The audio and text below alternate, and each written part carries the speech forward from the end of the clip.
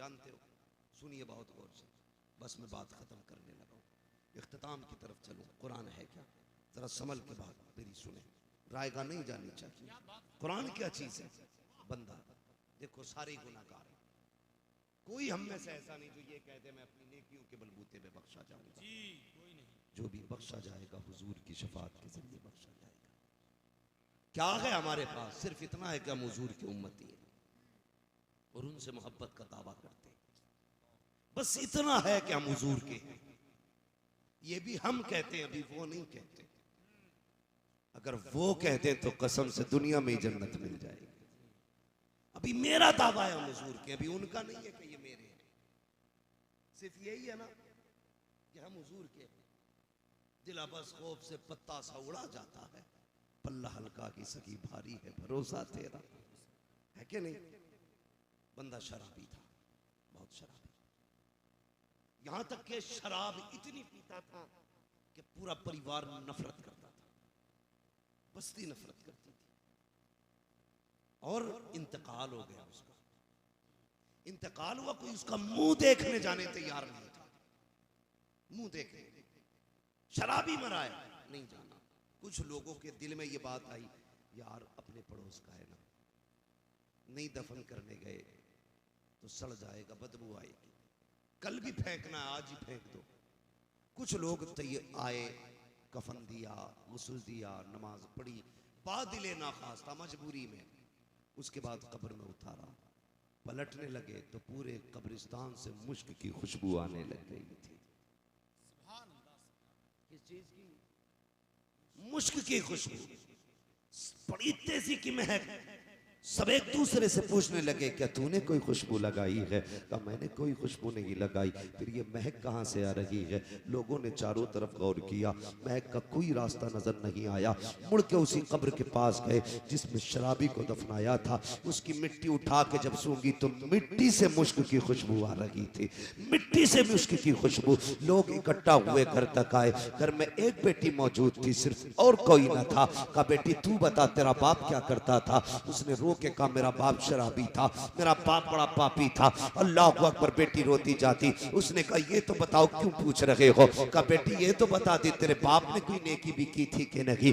बच्ची कहने लगी मुझे तो याद नहीं है, मेरे बाप ने अगर कोई नेकी की हो। अल्लाह अकबर। फिर वो कहते हैं याद कर बेटी, कोई तो अमल ऐसा रहा होगा जो तेरे बाप का होगा। बच्ची रो के कहती हाँ एक बात याद आ रही है। कहा कौन सी बात है? कहा ज्यादातर तो वो नशे में रहते थे शराब के, लेकिन कभी अगर नशा उतरा करता तो वो गुस्ल करते थे, गुस्ल करके वुजू करके आके बैठते, कुरान को अलमारी से उतारते, गोद में लेके बैठ जाते थे, कुरान खोल के रोया करते थे। और इसलिए रोते थे कि उन्हें कुरान पढ़ना नहीं आता था, लेकिन उनकी जिंदगी का दस्तूर था, एक एक आयत पे उंगली रख के कहते थे मालिक मुझे मानता हूँ ये तेरा कुरान तेरा फरमान है, एक एक नुक्ता तेरा सच्चा है, मैं ये नहीं जानता ये क्या लिखा है, लेकिन इतना मानता हूँ जो भी लिखा है सच लिखा है, जो भी कहा है हक कहा है। का पूरी जिंदगी का दस्तूर ये था कि जब भी नशा उतरता वो कुरान लेके बैठते, पाक होके बैठा करते और रोया करते थे कुरान को सीने से लगा के। का ये तो अमल था। सबकी चीखें निकल गई और सबने अपने सरों पे हाथ मारा और कहा था यार अगर सिर्फ प्यार करने वाले से कुरान इतना प्यार करता है तो फिर पढ़ने वाले से कुरान कितना प्यार करता हो। आदत बनाओ कुरान पढ़ने, आदत बनाओ। मेरे हुजूर है, जंग का मौका है, सहाबा की सफे लगी पड़ी है जंग के लिए, सहाबा की सफे लगी है। इतने में जनाजा उड़ता हुआ आया, जनाजा उड़ता हुआ आया, हुजूर के आगे रख गया। कोई उठाने वाला नहीं था जनाजे को, कोई लाने वाला नहीं दिखा। हुजूर ने नमाज जनाजा पढ़ाई, जनाजा फिर उठा उड़ के चला गया।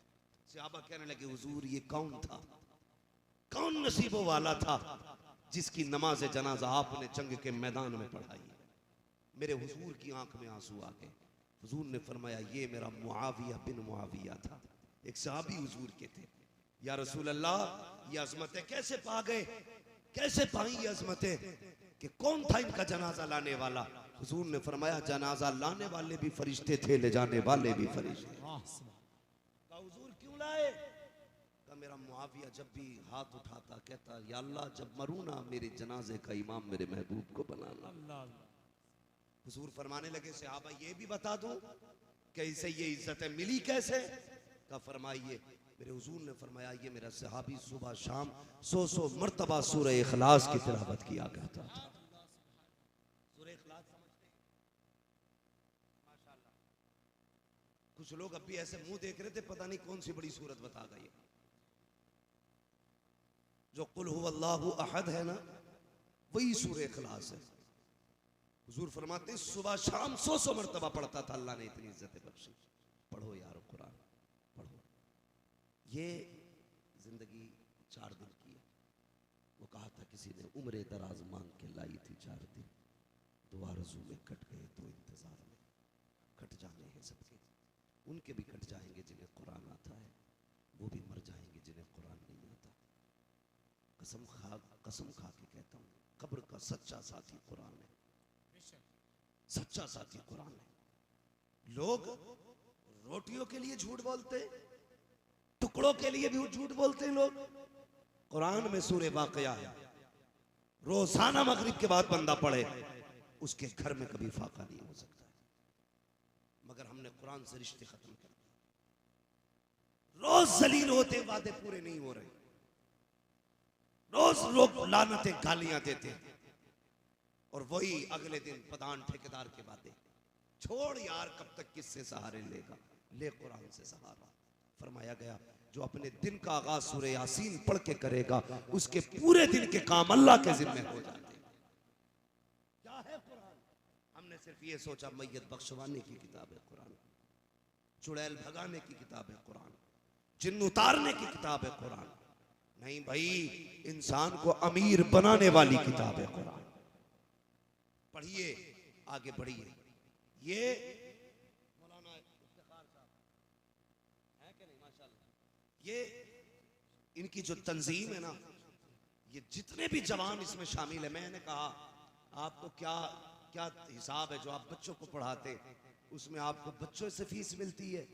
कहने लगे नहीं, उसके लिए तंजीम है, नौजवानों की कमेटी है, पढ़ाने वालों की उजरत नौजवान देते हैं। दिल बाग बाग हो गया। मैंने कहा वाह रे मदीने वाले, अभी तक तेरे ऐसे गुलाम बाकी हैं। कुरान तुम बढ़ाओ, इंतजाम हम करें। अल्लाह उस तंजीम को सलामत रखे, उन जमातों को सलामत रखे। मर के देखना, एक बंदा भी कमेटी का कुरान में जाएगा, कुरान आके खड़ा हो जाएगा, मुनकर नकीर से कहेगा जो सवाल करना है मुझसे करो, इसलिए कि ये वो है जो अपनी कमाई से मेरी तालीम के लिए दिया करता था, जो मेरे फरोग के लिए अपना वक्त देता था, मेरी तबलीग के लिए अपने खून पसीने की कमाई देता था। उस वक्त लगेगा तुमने कितनी बड़ी दौलत कमाई है, कितनी बड़ी दौलत कमाई है। गारंटी नहीं है सफेद बालों वाला कब्र में जाएगा, गारंटी नहीं है कि बूढ़ा होके कब्र में जाएगा। जाओ कब्रिस्तानों में जाके देखो, जहां 18 साल के जवान की कब्र है, वहीं पे 7 साल के बच्चे की कब्र है। जहां 70 साल के बूढ़े की कब्र है, वहां 26 साल जवान की कब्र मिलेगी। जहां मर्दों की कब्रें हैं, वहां औरतों की कब्रें हैं। जहां जवानों की कब्रें हैं, वहां बूढ़ों की कब्रें हैं। कब्रिस्तानों से पूछो, बताओ ये कैसे आबाद हो गए? तो आवाजें आएंगी। यहाँ आने के लिए कोई वक्त ऐसा नहीं है कि बंदा बुढ़ापे में आए, जब वक्त आ जाएगा तुम्हें पलट के आना पड़ेगा। इसलिए मैं कहता हूं, आज ले उनकी पनाह, आज मदद मांग उनसे, कल न मानेंगे कयामत में आकर मान गए। बहुत अच्छा। आज पढ़ लो कुरान। वाह वाह, जिंदाबाद। और नौजवानों एक बड़ा फायदा बता दो, क्या बात है। कितने लोग जन्नत में जाना चाहते हैं? हाथ उठा के बता दो। सब जाना चाहते हैं, अल्लाह सबको जन्नत तक ले जाए। जोर से कह दो। मसला गड़बड़ है, जन्नत में वो भी जाना चाहते हैं जिनका पजामा घुटनों तक होता है। क्यों खुलवाते हो, क्यों बुलवाते हो? मैं मखलूकों से भी बचता हूँ। मैं चाहता हूँ बात अच्छी हो रही है, जात भी अच्छी होनी चाहिए, मगर आप लोग समझदारी से काम लिया करो। वो भी जन्नत में जाना चाहते हैं, दावे उनके भी यही है, मैं उस पर भी बात करूँगा। सारे लोग जन्नत में जाना चाहते हैं। फरमाया गया कि जो बंदा इल्म सीखते सीखते मर जाए, अल्लाह उसको क़यामत में उलमा की सफ में खड़ा करेगा। और ये भी एक रिवायत है, जो बंदा इल्म सीखते मर जाए, अल्लाह उसे शहादत की मौत अता फरमाता है। इससे अच्छी कौन सी बात है? इल्म सीखने के लिए एडमिशन जरूरी नहीं है ना? उम्र जरूरी है? किसी भी उम्र में इल्म सीखा जा सकता है, किसी भी उम्र में कुरान। खास करके बुड्ढों से गुजारिश है, तुम आके एडमिशन ले लो। काम क्या है? बड़े बूढ़ों को तो लोग ये कहते हैं पैर कब्र में लटक गए, मगर आज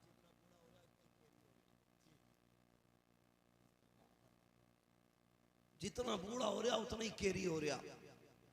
लोग कहते हैं तजर्बाकार हैं, चच्चा उनसे पूछ ले। चच्चा कह रहे गोली मार दिए सीधी जाके। चच्चा का टेम्परेचर आज भी 140 से नीचे नहीं है। जवान का अपना कितना 96 97, चच्चा 150 पे खेल रहे। मेरा गोली मार दिए सीधी। होश कर बुड्ढे, होश कर यार, तेरे पैर कब्र में लटक गए। बस कोई दिन जा रहा, बस मिनट जा रहे।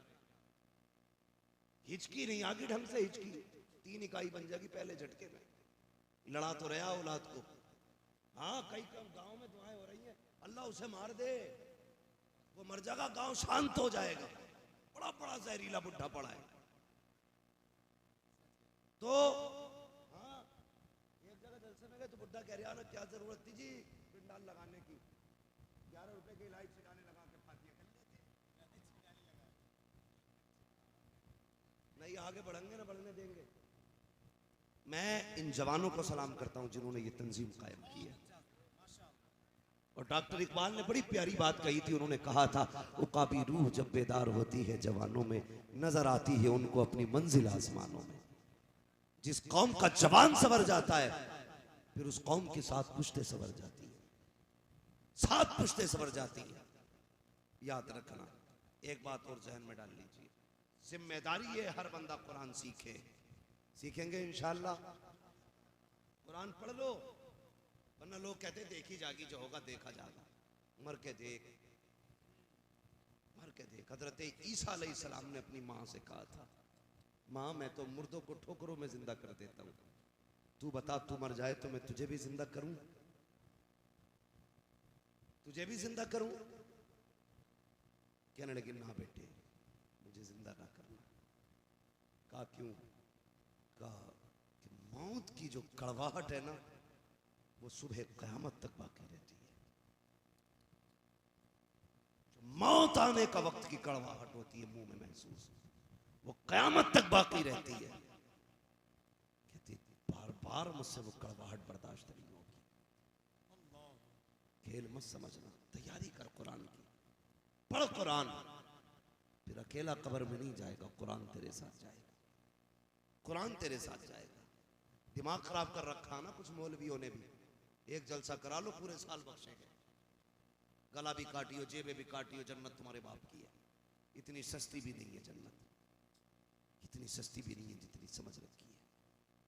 हाँ, सरकार सैयदी सरकार आला हज़रत, आप पढ़िए आला हज़रत को। लोग बिला वजह में गालियां देते हैं आला हज़रत को, समझते नहीं। किसी ने कहा हज़रत आपको फला आदमी गाली दे रहा था, वो देवबंदी गाली दे रहा था, आपने कहा अल्हम्दुलिल्लाह। कहा हुजूर गुस्सा नहीं आया आपको? कहने लगे क्यों? क्यों उस देवबंदी ने आपको गाली दी है? कहने लगे शुक्र है उसने मुझे गाली दी है। कहा क्यों? कहा जितनी देर उसने मुझे गाली दी, उतनी देर मेरे महबूब की जात तो उनसे महफूज रही है। ये इश्क था आला हज़रत का। खाइए कभी गालियां नबी के नाम पे? नहीं, बदलो अपने आप को, तरीके बदलो अपने। और याद रखिएगा, जहां कुरान को तजवीद के साथ पढ़ना हमारी नमाजों के लिए जरूरी है, कंजुल ईमान के साथ पढ़ना हमारे अकीदे के लिए जरूरी है। ये भी जहन में बात है। कई जगह तर्जुमे देखे मैंने, कुल्लन शाह फलाने शाह, ये तर्जुमे ला के रखी है। याद रखना, जन्नत में जाना है ना तो कंजुल ईमान पढ़ा करो। और किसी भी बद मजहब का तर्जुमा मत लेके आना, इसलिए कि वो तुम्हें जहन्नम में ले जाएगा। आला हजरत का कंजुल ईमान तुम्हें जन्नत में लेके जाएगा। अगर मैं मिसालें देने लगूं ना कहां कहां गलतियां की हैं तो बड़ा वक्त लगेगा। बस इतना बता देना काफी है कि अगर जन्नत में जाना है तो मसलक के आला हजरत पे मजबूती से कायम रहना है।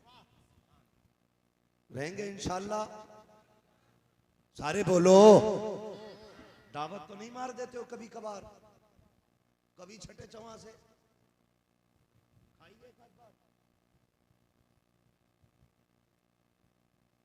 अरे वहाबियों में दावत खाइए एक आध बार। देखियो कौन नहीं बोल रहा, खाइए दावत। रिश्ते हैं उनमें, उनकी लड़की है तुम्हारे घर, तुम्हारी उनके घर। अजीब मसला, लोग कहते दे नहीं सकते, ले तो सकते। हाँ, ये दो तो एक जाती है, लाओ तो परिवार चला जाता। होश में रखा करो। हाँ, पूरा परिवार चला जाता है। इसलिए मसला के आलादत की पाबंदी जरूरी है। और कंजुल ईमान तर्जमे के साथ पढ़ा करें। ये जो तंजीम कायम की गई है, जिम्मेदारी है सारी कौम कुरान की तरफ पलटे, आए कुरान की तरफ। मैंने ऐसे ऐसे नसीब वाले कारी देखे हैं, ऐसे ऐसे नसीब वाले कारी देखे हैं जिनकी आखिरी सांसों में उनके लबों पे कुरान की सूरतें थी। कुरान की सूरतें थी। और एक बात बता दूं नौजवानों, लीड तो अक्सर लगाते हैं ना, शायद हो सकता कई लोगों के गलों में तो अब भी वो पट्टा पड़ा हो। कई लोग हर वक्त लगाए घूम रहा, गाने चल रहा, मर गया। मैं कहता हूं कि फरमाया गया जो जिस तरह दुनिया से जाएगा उसी तरह कयामत में उठाया जाएगा। गाने सुनते मरे, अंजाम सोच लीजिए। डांस करते मरे, अंजाम हार्ट अटैक बहुत जल्दी आ रहा है।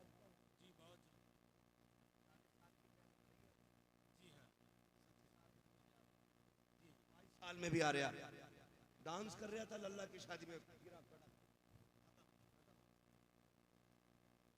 बुझ गए चने, खत्म हो गए, खुशियां खत्म। बहुत गौर से मेरी बात सुनना जो मैं कहना चाह रहा हूं। जो जिस हाल में मरेगा उसी हाल में आप क्या चाहते हो, आप किस हाल में उठो। हमारी तमन्ना तो ये है या तो नात पढ़ते उठाए जाएं या कुरान पढ़ते उठाए जाएं। यही है ना सबकी तमन्ना। जब ये जो हर वक्त कान में लगी रहती है ना, तो कुरान लगा लिया करो। कुरान लगा लिया करो। बहुत अच्छा। कई घरों से तो लगता ही नहीं कि मुसलमानों का घर है। फजर की हुई, नाश्ता करा, धमक धमक चालू, कूद रहे बच्चे भी औरतें भी। क्या हो रहा है कि सुबह हो गई है, गाने बजाए जा रहे हैं। खुदा के बंदो, आज फरिश्ते वो घर ढूंढते हैं जिन घरों में फजर के बाद कुरान की तलावत की आवाजें आती थी। आज उन चेहरों को तलाश करते हैं फरिश्ते जिन चेहरों पे कुरान के रंग हुआ करते थे। उन लबों को तलाश करते हैं फरिश्ते जिनके मुंहों से कुरान की खुशबू आया करती थी। आज फरिश्ते आते हैं, आकर लौट जाया करते हैं। कोई कुरान पढ़ने वाला नजर नहीं आता है। और तुम्हें खुदा का वास्ता, आदि बन जाओ कुरान के, आदि बन जाओ नातों के, आदि बन जाओ सजदों के। क्या ही अच्छा होगा हमारा इंतकाल सजदे में हो, हमारा इंतकाल तिलावत में हो, हमारा इंतकाल नात पढ़ते पढ़ते हो जाए। खुदा की कसम तुमने नहीं देखा, जो इश्क जिससे करता है उसी हाल में दुनिया से जाया जाता है। एक जनाजा तुम्हारे बरेली से उठा था जिसको दुनिया ताज शरिया कहती है। किस हाल में गया था? फजर का असर का, असर के बाद का वक्त था। असर पढ़ चुके थे, मगरिब की तैयारी थी, वुजू कर चुके थे। पूछो इन उलमा से जो नमाज के इंतजार में बैठ जाता है, गोया वो नमाज की हालत में आ जाता है। मेरा मुर्शिद सैयदी सरकार ताज शरिया मगरिब की नमाज के लिए वुजू करके बैठे हैं। नमाज का इंतजार, गोया हालत नमाज में है। इधर अजान शुरू हुई है, उधर मलकुल मौत ने अपना काम किया है। इधर अजान मुकम्मल, उधर काम मुकम्मल। मगर बेबसी की मौत नहीं गया, वो बेबसी की जिंदगी नहीं जिया, बल्कि ऐलान करके गया था अख्तरे कादरी खुल्द में चल दिया, खुल्द बागे गरे कादरी के। नारे तकबीर, नारे रिसालत, मसल के आला हजरत, बस्ती बस्ती करिया करिया। ये कुरान वाले लोग हैं। हाँ, ये कुरान वाले लोग हैं। और फिर ये साबित भी किया तुम जन्नती कैसे हो। कई घंटों के बाद दफन किया गया, मगर जनाजे की खुशबू बता रही थी जमीन मैली नहीं होती, जमन मैला नहीं होता, मोहम्मद के गुलामों का कफन मैला नहीं होता। ये जन्नतियों की पहचान है। इसलिए मेरी गुजारिश है कुरान वाले वालों, अल्लाह करे कुरान पढ़ते पढ़ते मर जाओ, कुरान सुनते सुनते मर जाओ, क़यामत में उठाए जाओ, तुम्हारे लबों पे सूरह यासीन हो, तुम्हारे लबों पे सूरह रहमान हो, तुम्हारे लबों पे सूरह मुल्क हो, तुम उठाए जाओ तो तुम सूरह वाक़या पढ़ रहे हो। ऐसी हालत में मरो, जन्नत में सारे जाना चाहते हैं तो कुरान की पाबंदी करें। कुरान वो है जो कब्र में आएगा, सवालों में काम आएगा,